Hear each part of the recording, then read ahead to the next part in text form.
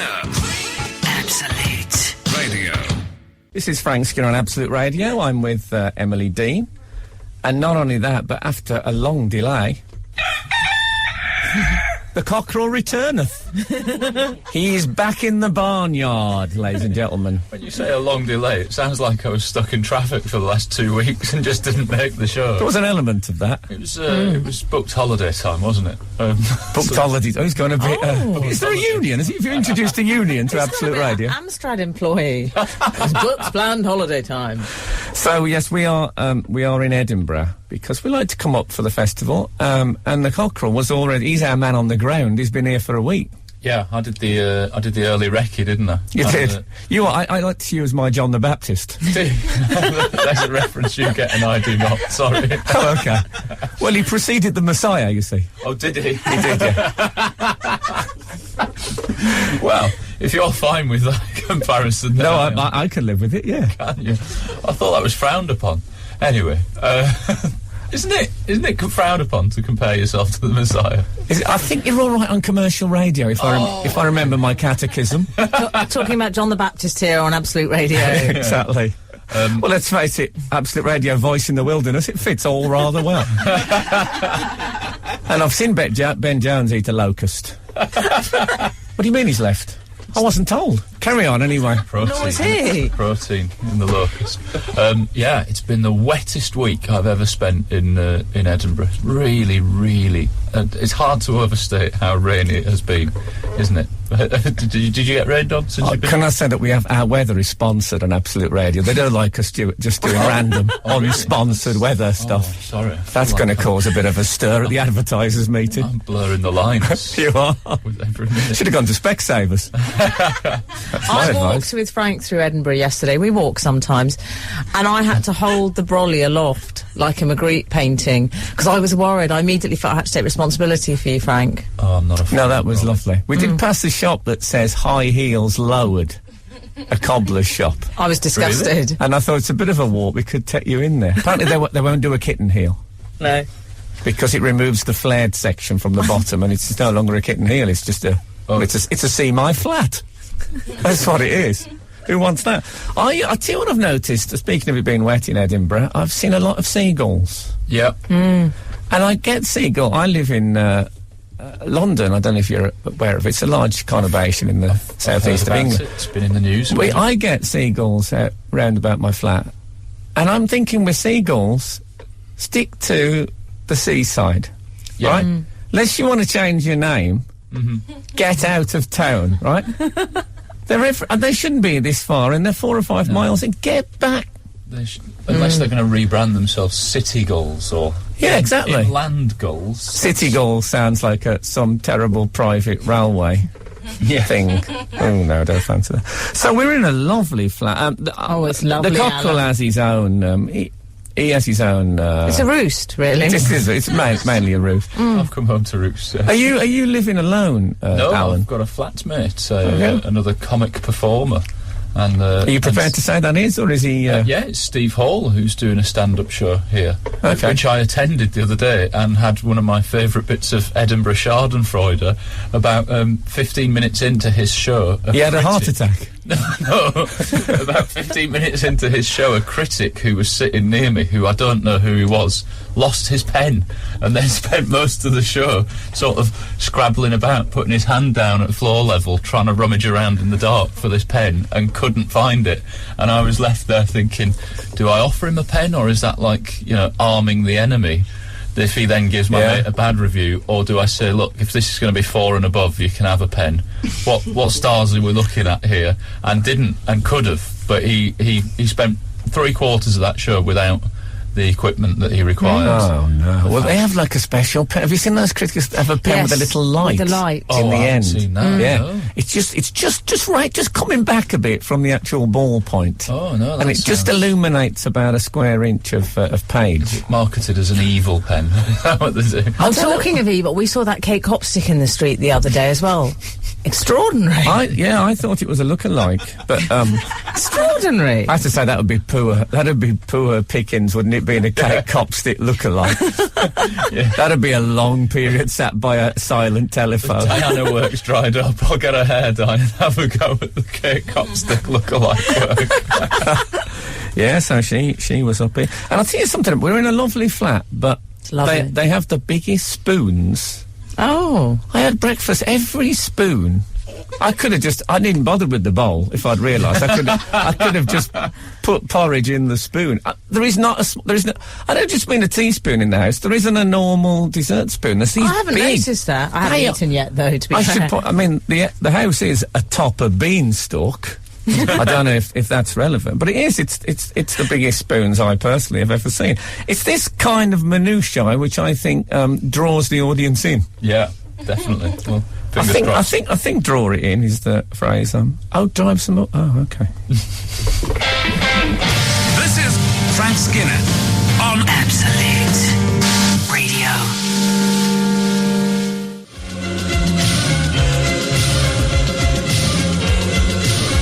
God, this is a fade and a half, isn't it? Get out! Just get out of there. It was the 80s, love. They're into that then. It's good to be back with you editing the end of songs again. I feel like I've never been away. I should say that was the Mighty Wah with Story of the Blues. And we opened, by the way, with We Were Promised Jetpacks singing Medicine, which they're a local Edinburgh band. I like the track. It was perfect. Nice. Looking back. I like their name too. It's a good name. We Were Promised Jetpacks. Yeah. Yeah. Not sure.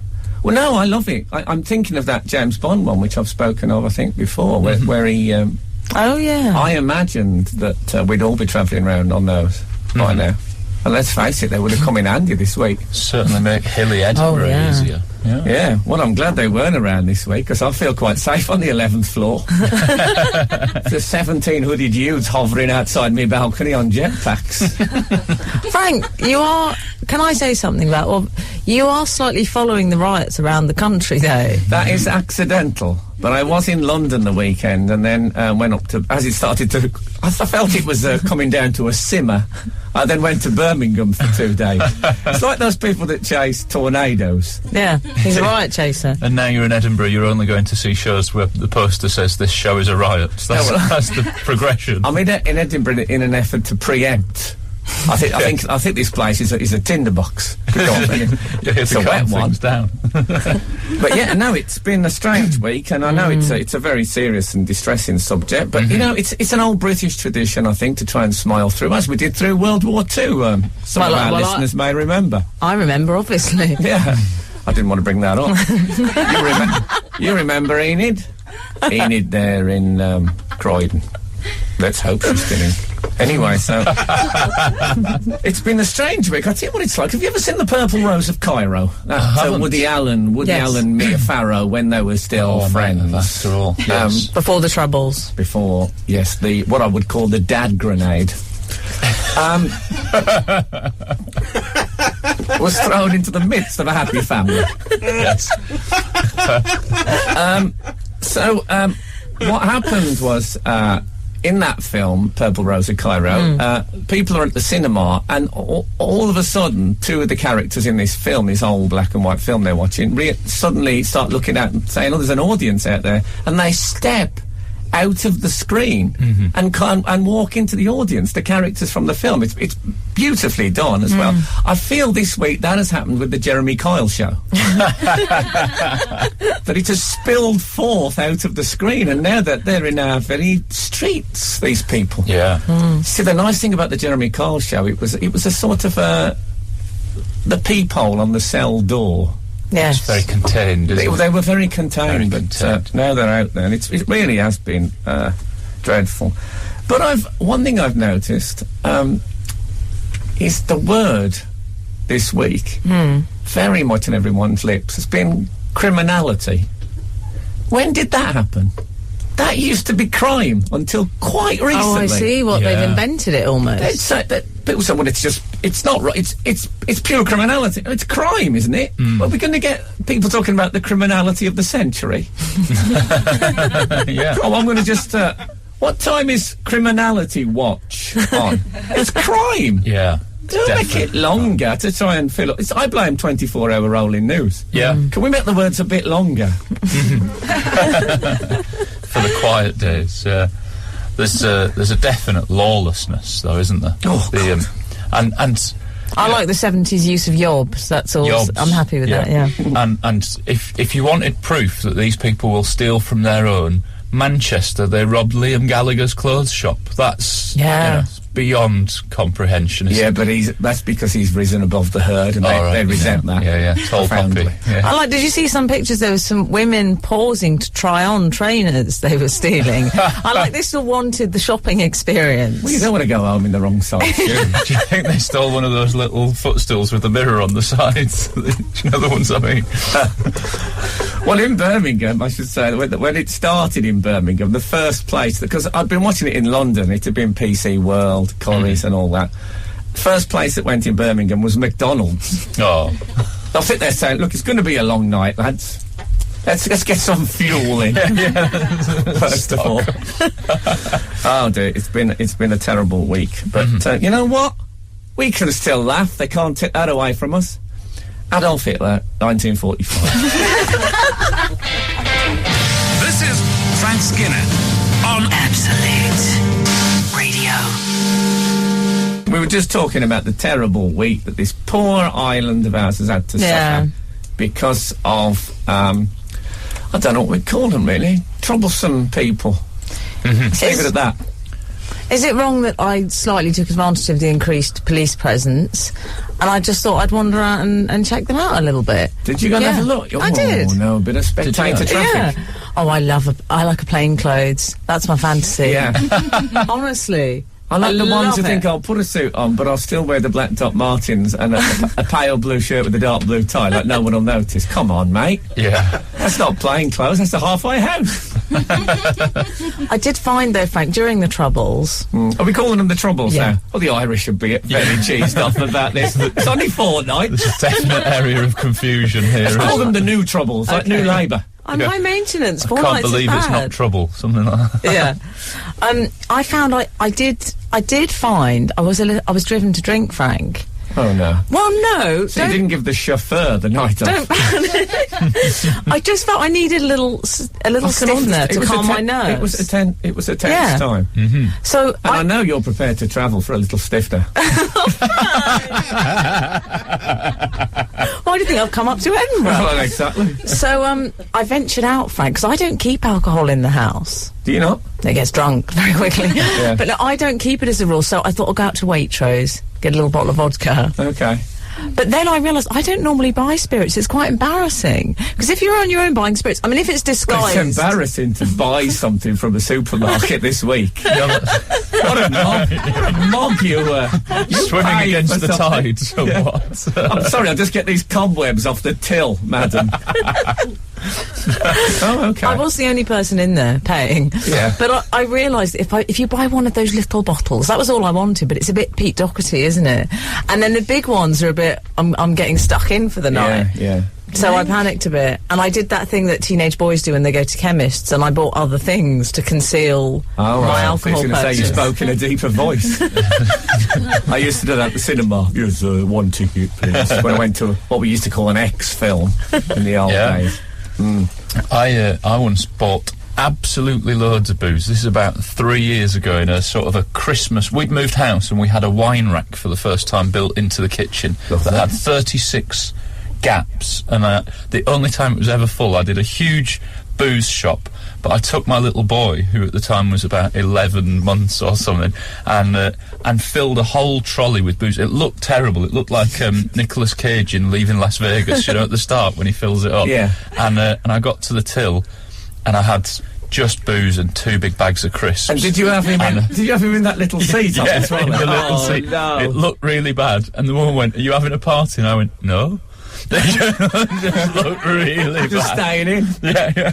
I'm babysitting. It's just Saturday morning, isn't it? Yeah. Oh dear. I was at the test match this week because life goes on. Yeah.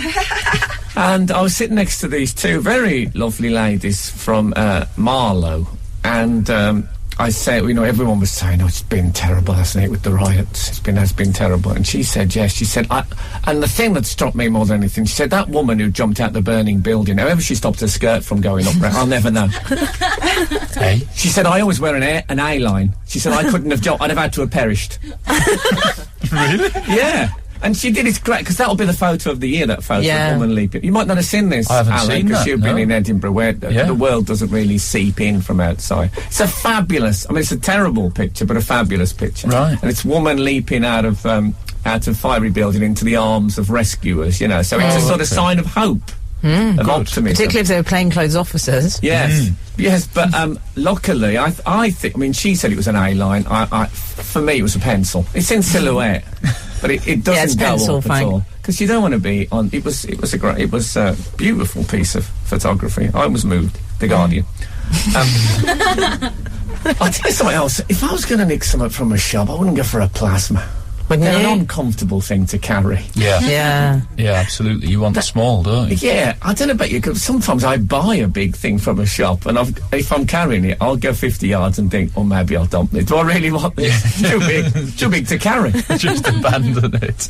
I wonder if they ironically went to the self-checkout on their way out of the places they were looting from. Them. I know I did see a Greggs on fire and thought, would that cook the uncooked stuff on the way? Greg's on fire. That's a terrible image to leave viewers with. No, it's been. Let us point out again. It has been a terrible week, and we've all been upset by it. But you got to keep smiling. That's the thing, I think. Do you agree with that? What do you mean? What's that throat cutting? Oh, go on. We're moving on. Okay. This is Frank Skinner on Absolute Radio.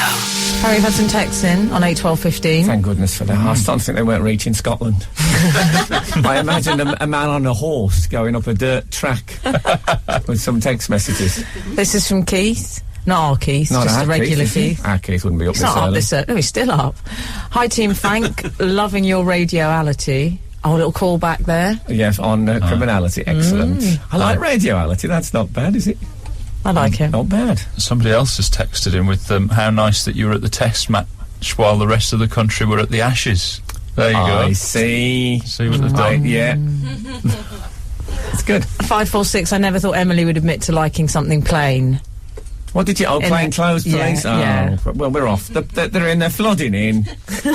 They've woken up, and that's our marvellous listeners. I feel that we're slightly further away from them, even though, in a way, we're obviously closer to some of them. Because we have a lot in the Nordic areas, I believe. I believe that's true. So, Frank, on the journey up here to Edinburgh, we didn't travel... We are living together, I should say, but we didn't travel up together. I love the fact that we're sharing a flat, though. I love it as well. Can I tell you, by the way, very kindly, Emily arrived before me, and she allowed me to have the bedroom with the ensuite. Nice. And so last night I thought that's lovely, because I'm feeling a bit, how can I put it, a bit curdly around the stomach area. I'll be glad of some privacy. Oh, God. So I went into the, and I went to the ensuite. I can never unknow this now. No, I reached for the door handle and it wasn't there. I thought it must be a slider, and I looked for that. There's no door. There's no door on the ensuite. Oh. It's more like just an architrave. No, it's, I'm in a tiny annex of the bedroom, basically. And the trouble is, you're looking out at the bedroom. Right. And I felt like I was in the bedroom still. Yeah. I don't know about you, but when I'm on the toilet, I don't want to be seeing soft furnishings. Well, also, I want tiles and enamel. I want everything anything that can be wiped easily with a J-cloth. I don't want to see anything that anything would soak into in my line of vision. You wouldn't have fared well in Hampton Court back in the day. Frank. I've often thought that. Also, I wouldn't like being that. Catholic wouldn't have helped. I'd have been on fire then. Surely after you've... Oh, you didn't start it, you. Surely after you've been into your ensuite toilet for a bit, surely that then prohibits you sort of lying on the bed with a paperback and enjoying a bit of time, because it's all open plan. I know what you're getting at. I don't like the idea of that. Well, it's one of these... I register my disapproval. It's one of these toilets that when you put the light on in there, it goes... I thought like there was an aeroplane land. I mean, I thought you were making a coffee last night. Yeah. You know when you put the light on in the toilet, the fan comes on, and then when you switch the light off, the fan thinks, "Oh, hold on, you put the light off, but I've got another couple of minutes in me, yeah." Yeah. And I don't like a roar in darkness. No. I don't know about Alan, you. he's already got the coasters out. First thing he said, it's not even his property. Where are the coasters? If someone had run into your flat during those riots, you'd have insisted they used coasters. Yeah, definitely. The obsession. If you're going to put that hammer down, put it on a coaster. The hammer coaster. Oh, a terrible roar in the dark. Remind me of when I went camping in Kenya. This is Frank Skinner on Absolute Radio. There's a lot of screaming there from the Cranberries. And from me. Sounds like she needs a bit of cranberry juice, if you receive my meaning. Anyway, you were on a train, if I remember right. So I'm on the train, Frank. Picture it, if you will. I've got all my bits laid out. I can't just get on the train, Alan. I can't just get on the train. No. I've got tube socks for when I get to Newcastle and it gets a bit nippy. I actually have my hand poised over them for when we approach Newcastle, because I know it's going to be cold. I have a cashmere wrap, again, Newcastle. Have to put it on there. I have sweets. I have 2 sets of glasses, Paul Smith spectacles, and a pair of Ray-Bans, if the sun comes in. You won't need Ray-Bans, I wouldn't have thought this week. No. Kindle, iPod, I mean, there's all sorts. Magazines, some ladies' ones, some sort of An Intelligent Life and a Spectator to confuse people. So I realised, basically, Frank, I have riders. When I do anything in life, I have to have all this stuff, or I'm I should miserable. explain that a rider is something that you have, a performer usually has on their contract of little extras that they want. Mine used to say 1 pair of black ankle socks and a local postcard stamped. Did it really? Yeah, so then I always had plenty of socks on tour, and also I could always send postcards from home, which is lovely. Is that true? You had socks on your rider? Absolutely true. I'd heard that, I think I'd heard that Lenny Henry did his tour shows in brand new socks every time, and I didn't quite believe it, but I can totally believe that it would... I wouldn't class it as one of the great extravagances. Oh, I like the idea of somebody else having to go to the trouble to provide your socks. That's a great... Man, sometimes they'd give me a 3-pack on asphalt. Fantastic. 2 And pairs socks. of bonus. Yeah, it was all very handy when you're touring. No, it was... yes, I once found the Kinks were touring at the same time as me. They're obviously, they're older gentlemen now. And I had a look, they left their rider in the dressing room, and it included oxygen. So, you can laugh at my socks, but I'm not that bad off. I see.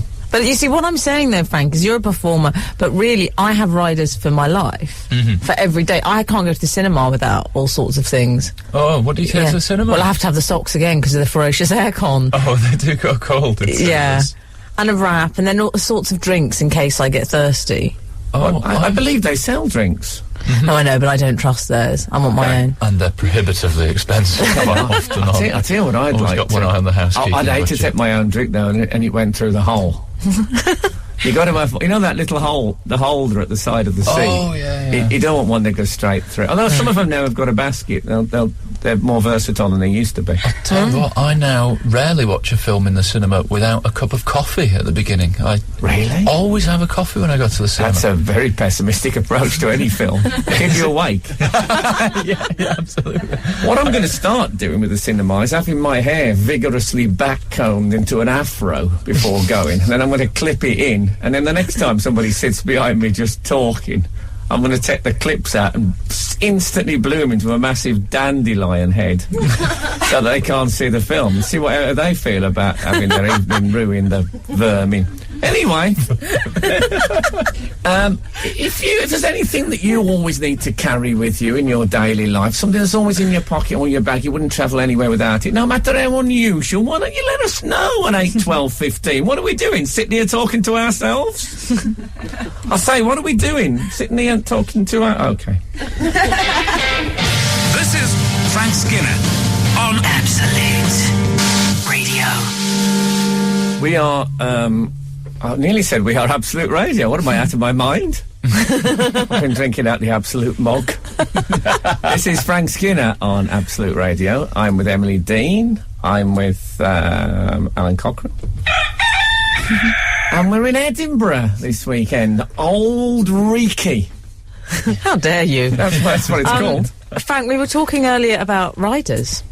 We were. I think I explained that they are little extras that you have on your contract, but you're saying it's things that you have to carry with you at all times. I'm saying in my life, and I thought I was just incredibly high maintenance, which obviously I am. But it turns out some of our listeners also carry stuff around with them. Have we received texts on this subject? We have. On 8, 12, 15. 087, I always carry a pair of disposable scissors, a selection of dressings in various sizes depending on wound size, plus an A to Z. Everyone laughs until they have occasion to need my stuff. I'm a nurse. I care for that. I don't know. I didn't even know there was such a thing as disposable scissors. No. What a strange... Or maybe it's a hygiene thing in case you're using them for a wound. What are they made of, though, I wonder? You don't use scissors for a wound, do you? For the chopping of the plasters, I think. I see. Or the gauze. I'm guessing. This is getting good now. We've got gauze, we've got plasters, we've got pig iron! We've got all pig iron! I haven't done that for a long time. It says on the wall, it's got instructions. We're in the studios of 4th 1 here in Edinburgh. It used to be 4th FM, I think, in the old days. And it's got instructions written on a whiteboard. One of them, it says, one great song after another. Well, that could catch on in radio, couldn't it? Well, I personally wouldn't go so far as to say that. Anyway, sorry. We'll never stop hearing Adele. There's another medical one. Hi, Frank, Emily and Alan. I carry almost a full medicine cabinet with all types of pills and plasters with me and always have to have a snack in case I get hungry. I like the idea of saying, in case I get hungry, I'm not a compulsive snacker, I want you to know. So that's a good everyday rider. Kelly from Leicester. I always have to have some snack. I like a pot of nuts in my in my do backpack. you, Alan? Yeah. A pot? A little Tupperware. I could show you it, but It won't work on television. radio. I suppose you could rattle it. I could rattle it later. I mean, I don't know if it's worth the bother. It's not. Imagine if the top came off. If we got salt in the Oh, in they're the not controls. salted. Oh, goodness. You see, comics often have books. Frank has a notebook. Well, I say notebook. It's actually a 2004 Let's Diary that he uses as a notebook. Is that Yeah. right? Yeah. Do you remember Let's Diary? It's one of the less known David Bowie tracks. Let's Diary, and then it's the sound of a pen scratching across a vellum page.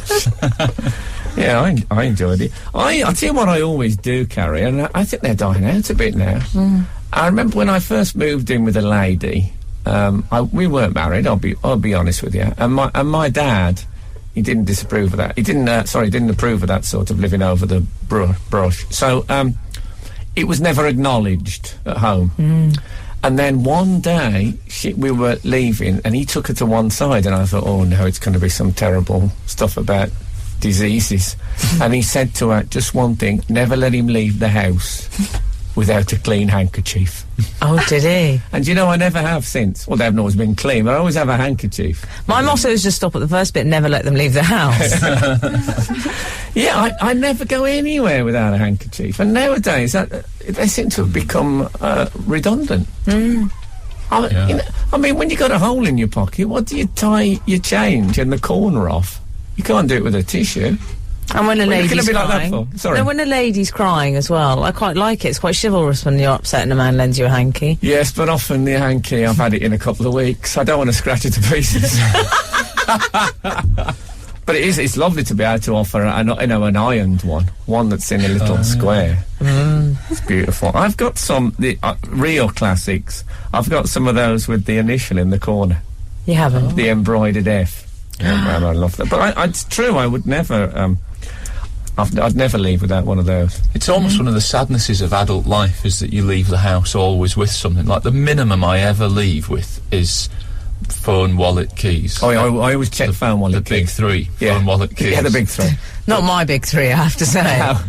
When I was a child... Mascara features in mine. You just run out and play, didn't you? You just ran out and play with nothing. You never went out and thought, phone, wallet, key. It's properly an indication of being a grown-up, is that you never leave the house with absolutely nothing in your pocket. But that's not true of children now, I'm sure. No, well, they would be out there with their BlackBerry and... Well, they need a BlackBerry for riot organisation. their spreadsheet for what yield they've already got and what they're stockpiling in certain garages. You can't leave these things to chance.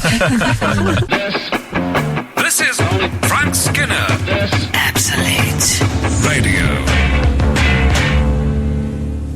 That was The Fall with Totally Wired. It's a Fall classic. Trust me. We've had somebody text in to tell us one of their everyday riders, and she's put, "Hi Frank, every morning I go out with my banana holder and a banana for breakfast." Are you aware of the banana holder? My wife has one of these. Was he the lead singer with Slade? Yes, Noddy's brother. Okay, his African cousin.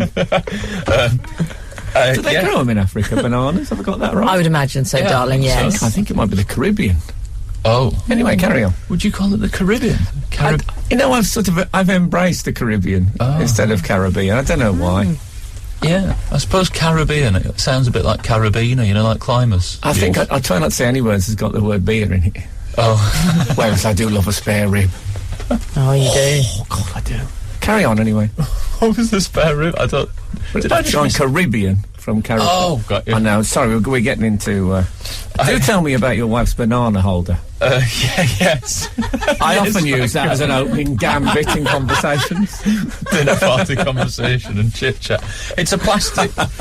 Sorry, I've just realised the implications of the question. Quite got. Let's move on. Let's move on. It's a plastic thing that you basically rest a banana into, and then you shut it to protect the banana. And it's banana shaped. Yes, it's banana shaped and yellow. Should you be struggling to wonder what it's for? Does it have the end stalk? No. Okay. It's just it's sort of that just wiggles free. It fits most EU-sized bananas in there. I've never seen that. It's utterly ridiculous. I bet you get it in the back of one of those, those little catalogues you get in the Sunday supplements. Oh yeah. I find it astonishing, the level of arrogance of the human being, that they protect the fruit that is naturally protected. We need a peach protector, not the banana guard, don't we? No, but it's ridiculous. But there is. They are prone to bruising now, bananas, be fair. That's what she says. That's what she says. Yeah. Oh, it turns black in my bag. Put it in the Well, they'll always guards. turn black. You don't have to bruise them for that. They will go black eventually. Yeah. I know I've got 3 or 4 in the fruit bowl. I'd favour the bruise over the humiliation of producing the guard. Yeah. To be honest. It looks like Darth Vader's discarded a glove in my fruit bowl. Frank, you may be converting the nation after all. This isn't my opinion. This is the opinion of... This is 956. This is Re the Fall track. Okay. My 4-year-old daughter Rowan is dancing while eating her breakfast and announcing, "I like this song." What about that? That's great. It sounds like early. she's doing too much, though. Too many things. Dancing, eating breakfast, and saying, "I like this song." I'm worried, She's multitasking. I'm worried about her dancing and eating. That's going to lead to indigestion in later life. Concern. But most Fall fans have that already. If not IBS or something. Yeah, they've got that. Bald men in leather jackets. They can have indigestion, let's face it. I've had a couple of moments this week where I've noticed high-level irritability. A couple of grumpy sentences. I was watching the news and In yourself, we're talking about? no, not in me. Oh, okay. In people. I was watching the news, and it was obviously when the news was quite sort of fast-moving, and I was on, like, News 24 or whatever, and they said, "Oh, we're going to go to the weather now. Let's go over and see what the weather's going to be like, if it's going to change for us." And the weatherman went, "Well, it depends where you live, Fiona." And I thought, "Ooh, touchy. Good point. Has Fiona nicked your biro or something? What's your problem?" And then, near enough the same minute, the door buzzer went, and I had ordered some shoes online to my Edinburgh flat. Hold on. Extraordinary detail. Yeah. You have shoes delivered. Yes, I like to get... Is that little Lord Fauntleroy? I'll be honest, I got them from a well-known high street retailer that often does children's footwear. And they arrived. I know where you were. Yeah, they arrived. A sort of a desert boot style. I'm sporting them today. We can look at them after. They weren't delivered by the shop. Yeah, free delivery as well. I'm not here to advertise. I suppose you go and get a fitting for your pizzas, do you? Well, I know what size I take. I know what Paul size Daniels I take does. in that. Oh, that's lovely. So they turned up. Were they? I don't want to use brand names, but were they of the desert variety? They were an original version of not a desert boot, but yes, that ilk. They're definitely in that part of the Venn diagram, shall we say? And that man walked. They're from you're associated with the arid region. Yes.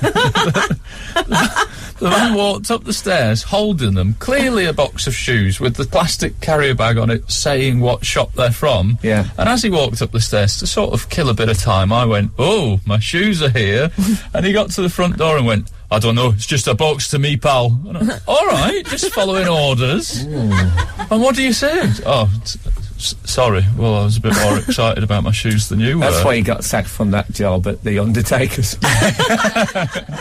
High-level grumpiness, though, isn't it? That'll be my grandfather. Oh, it's just a box to me, mate. Awful. How's my Scottish accent coming on? That was quite good, I thought. That's an engineer reaching for some sort of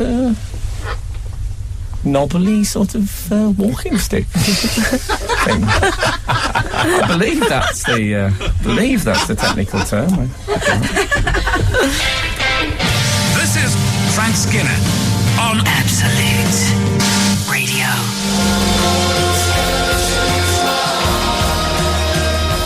Tiddle tom tom tom tee-tom. That was Elbow with one of their songs. You're a big Elbow fan, aren't you, AC? Yep.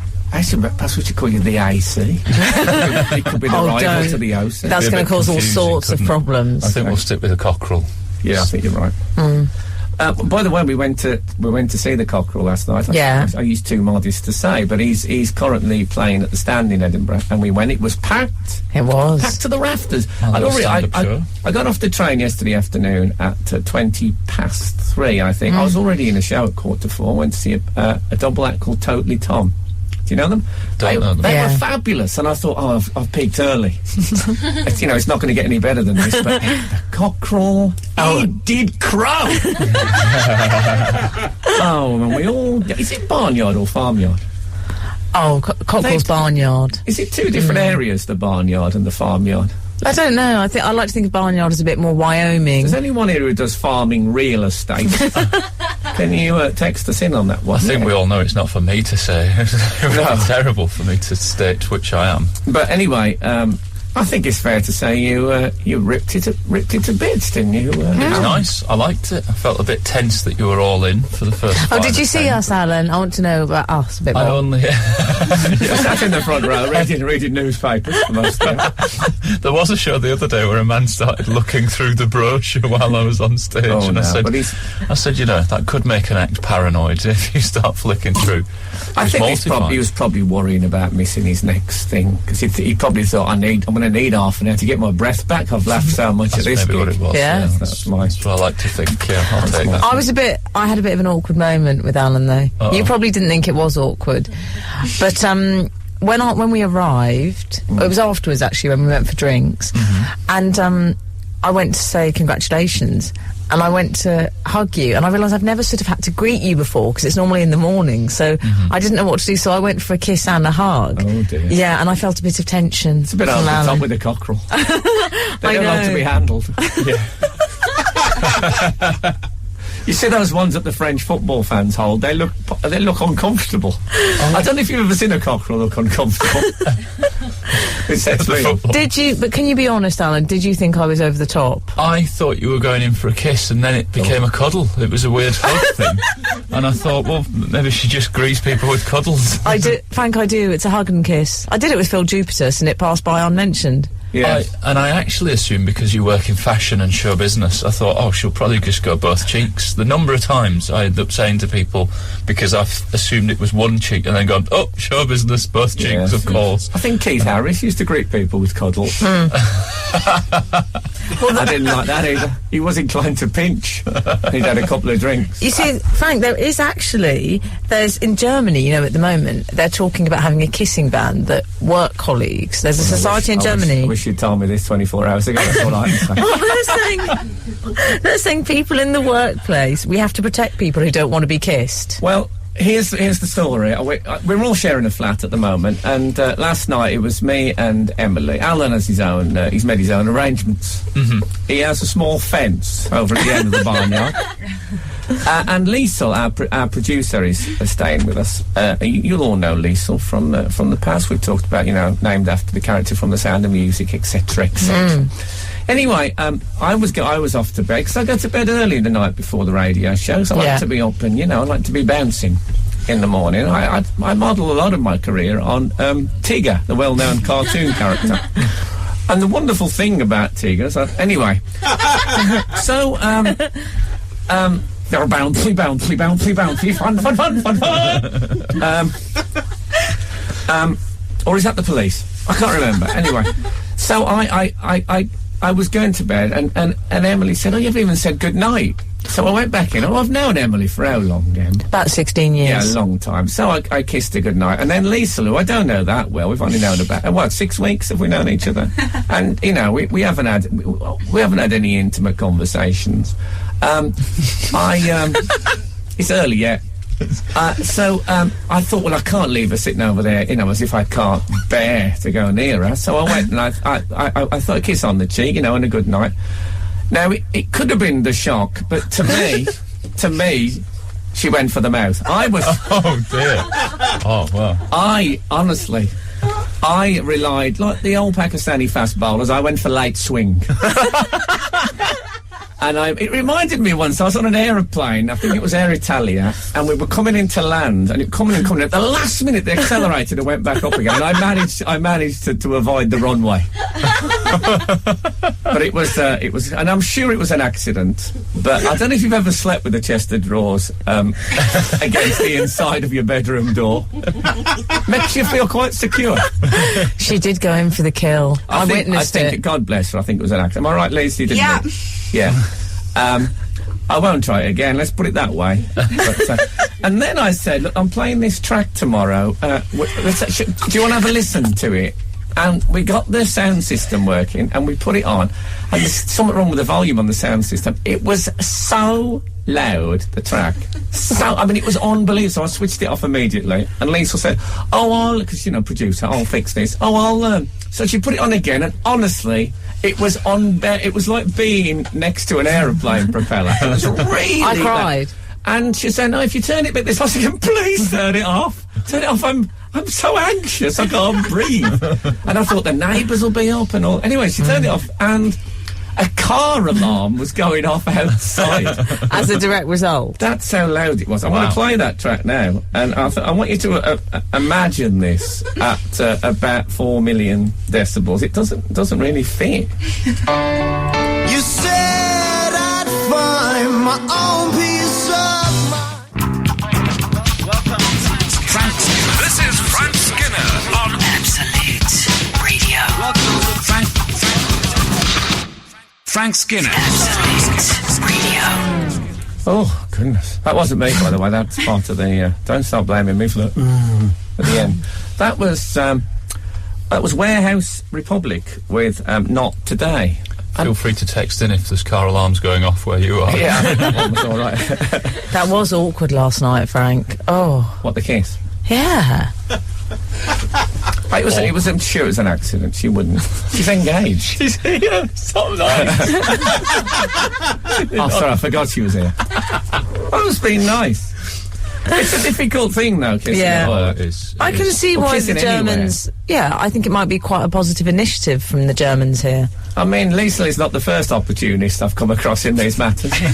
I got kissed... I better not give too much detail, or she might be able to identify herself, but a friend of a friend, who's a woman probably in a... maybe late 50s, early 60s, possibly. I know who it is. And I kissed her at some... I think it was a Yuletide event, and she kissed me full on the lips, and I felt a hint of probing. It might not have been a tongue. Facial hair? What? Yeah, I think it was a skull bandit. If you know what one of those are, congratulations, by the way. Anyway, I was so horrified would be an exaggeration. Appalled, I'd say I'd settle for. That I didn't completely unpucker my mouth. I kept my lips sort of hanging out after the kiss so that I could get to the bathroom and rinse them before they folded in on themselves and spread the saliva into my inner region. Was it Kate Copstick? It wasn't Kate Copstick. Do you know, Frank, it happened to me once with Andrew Neil. Right on the nose I kissed him. You know what? Oh, really? Yeah. Kiss him on the nose. He went for the cheek. Well, I went for the cheek. I don't know what he was going for. No. But anyway, I ended up on the nose. I think I'd snog Kate Copstick till the cows came home. And then the cows would say, how come you didn't come out with the rest of us today? Poor Kate. I say poor Kate because she's horrible to comedians and we have to defend, we have to defend ourselves. Yeah, with their badger hair. Yeah. But I've heard that. Sorry, what were you saying? I'll tell you what I tend to do, I don't tend to kiss people unless I know them very well. Last night was an aberration. Not my rule. I'll go for a hug, and what I'll do is I'll hug, and I'll go with a man hug. I'm fine with it, but I find with a woman hug, I hug at quite an angle. Mm-hmm. I hug at about 90 degrees, I would say, because I'm like a lean-to.